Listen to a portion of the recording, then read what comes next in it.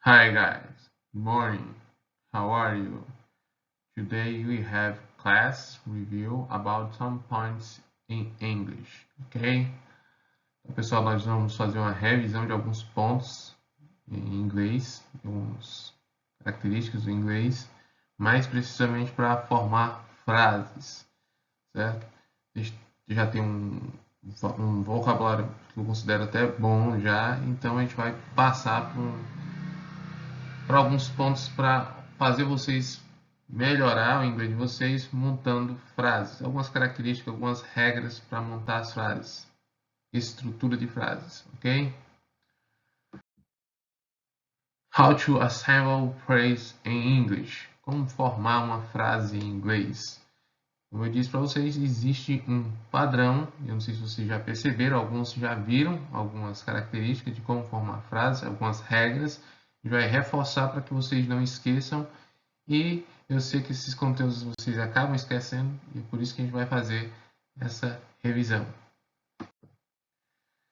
Primeiro, know the types of English words. Conhecer os tipos de palavras em inglês.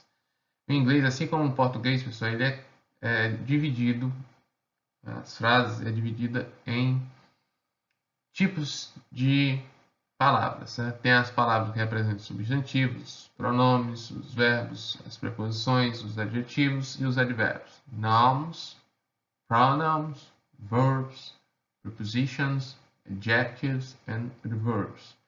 Certo? Então, no inglês é a mesma coisa. Existem esses grupos de palavras, de substantivos, pronomes, verbos, preposições, adjetivos e advérbios.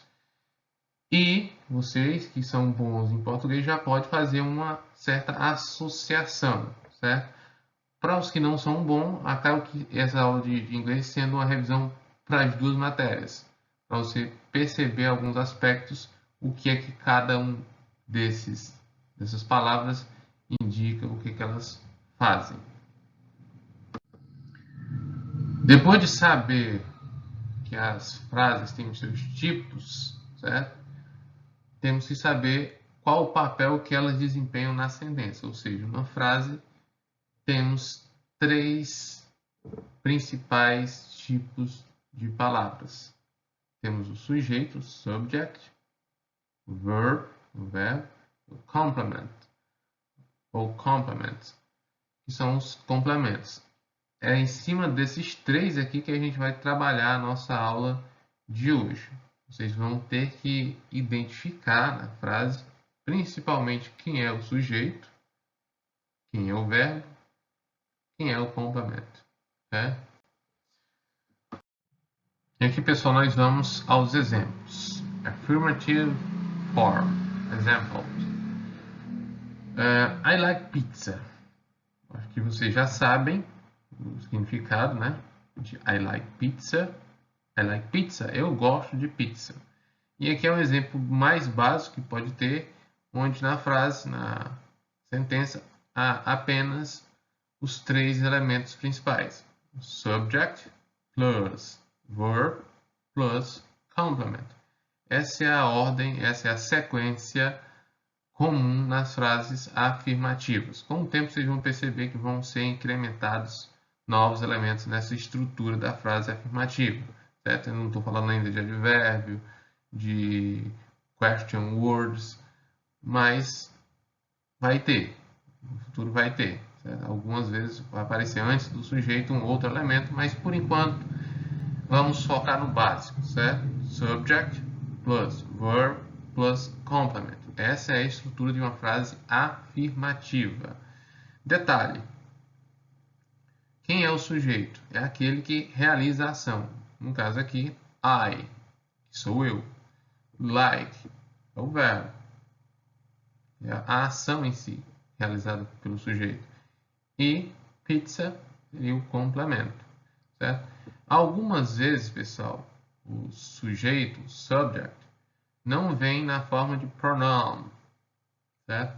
Temos os pronoun e temos aqui o nome dos pronouns, substantivo próprio, ok? Mary, certo? Poderia ser substituído por um pronoun. She She walks every day.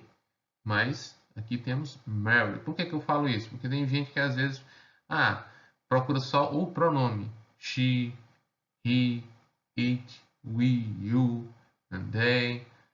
E esquece que esses pronouns eles indicam uma pessoa, alguém, ou um grupo de pessoas, né?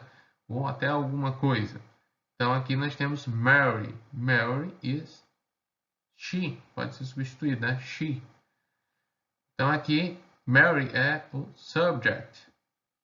Walks, verb. Complement, every day. Né? Tudo isso aqui é complemento. E aqui, não sei se vocês lembram, mas por que não ficou só walk, que é caminhar? Mary walk every day. Por que não tem só walk? Esse S aqui é mais uma regrinha que a gente usa quando falamos em presente simples. Certo? São duas frases no present simple, simple present, certo? E aí tem algumas regrinhas. Mas por enquanto não se preocupe com as regrinhas.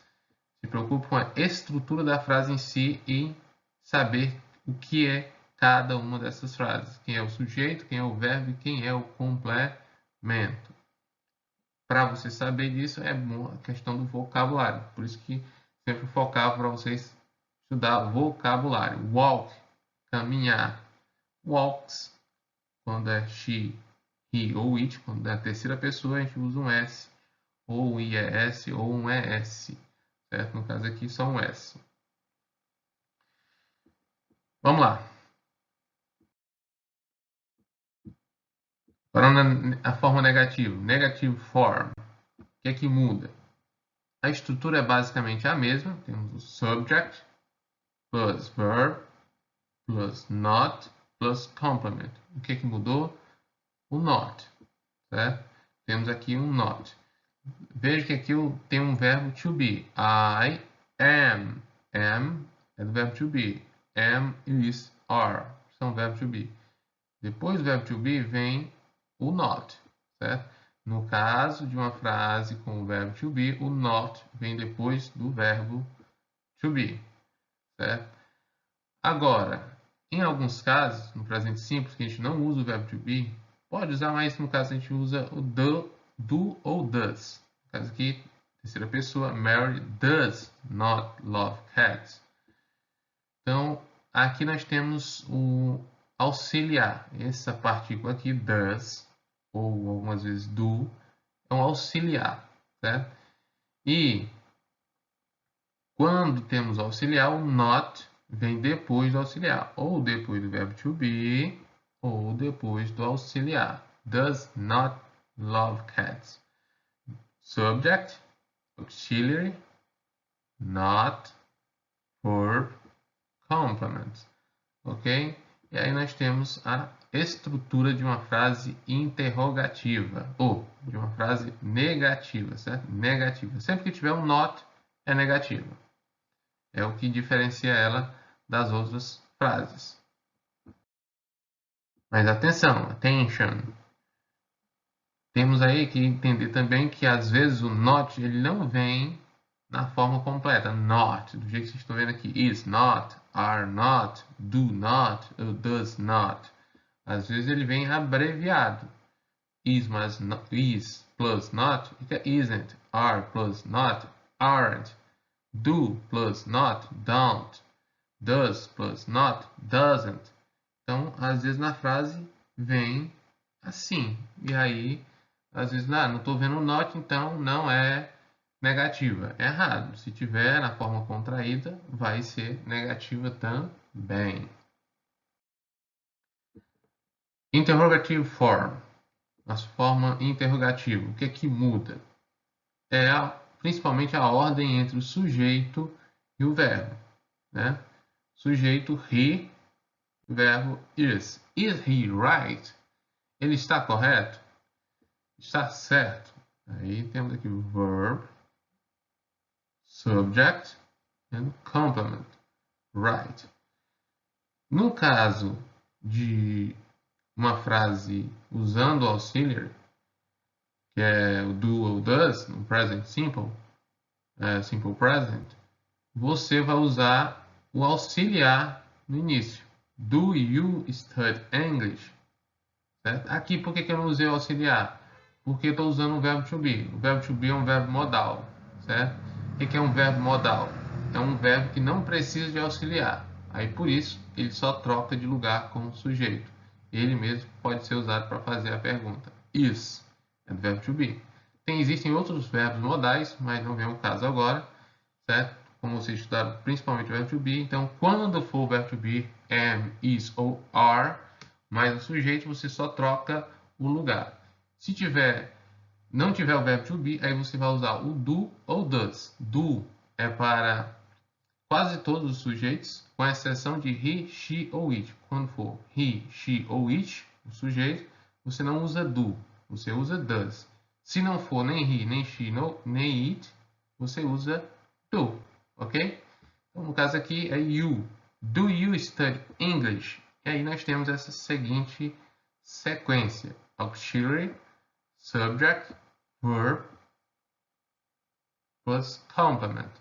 Então, aqui nós temos os exemplos de frases interrogativas. Nós damos os tipos de frases, né, mas tem as respostas. Assim como tem a pergunta, tem as respostas. Para responder as perguntas, pessoal, nós podemos responder de diferentes formas também, dependendo da situação. Aqui nós temos uma frase interrogativa usando o verbo to be. Logo, só troquei a posição do verbo com o do sujeito e aí nós formamos uma frase interrogativa. Are you lazy? Você é preguiçoso? No, I'm not lazy. Essa é a frase, uma resposta completa. No, I'm not lazy. Não, eu não sou preguiçoso. Mas você simplesmente pode responder direto. No, I'm not. Pronto, já respondeu. Um short answer. Short answer é resposta curta. Isso é um exemplo de frases negativas respondendo, né? No, I'm not. I'm not lazy. É uma negação referente a respostas. Mas pode ser respostas positivas. Yes, I'm lazy. Sim, eu sou preguiçoso. Ou yes, I am. Também é a mesma coisa, só que aqui é short answer. Então, outro exemplo com o verbo to be. Is it hot today? No, it isn't hot today. Vê que aqui está abreviado, né? Não, não está quente hoje. E, mais uma vez, cuidado aqui. Nós não traduzimos, nesse caso, o it na frase. Se fosse traduzir para o português, você vê que não tem nenhuma tradução que seria o it. No, não está quente hoje. Não está. Cadê o it? It significa ele ou ela. Cadê o ele ou ela nessa frase? Não tem. É mais uma regra do inglês. No inglês sempre tem que ter um sujeito, certo? Na frase, mesmo que no português a gente não traduza esse sujeito. Certo? Aqui eu tenho a tradução. I am. Eu não sou preguiçoso. Aqui não tem. Certo? Então, quando tiver o it, para algumas situações não vai ser traduzido. Ou aqui, uma resposta curta. Is it hot today? No, it isn't.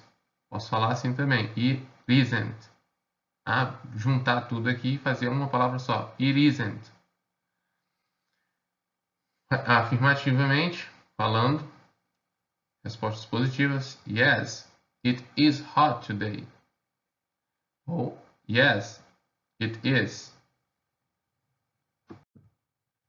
Usando o present simple. Do you know Canada? Você conhece Canadá? No, I don't know Canada. Ou I don't know Canada. Ok? No, I don't. Short answer. Ou positivo. Yes, I know Canada. Ou yes, I do. Você vê que aqui eu usei só o auxiliar no final e já dá o mesmo sentido. Yes, I do. Quando é usado dessa forma aqui, está apenas dizendo que sim, afirmando, e aí a gente usa o do ou does, certo? Dependendo do sujeito aqui, você vai usar o do ou does, do mesmo jeito, certo?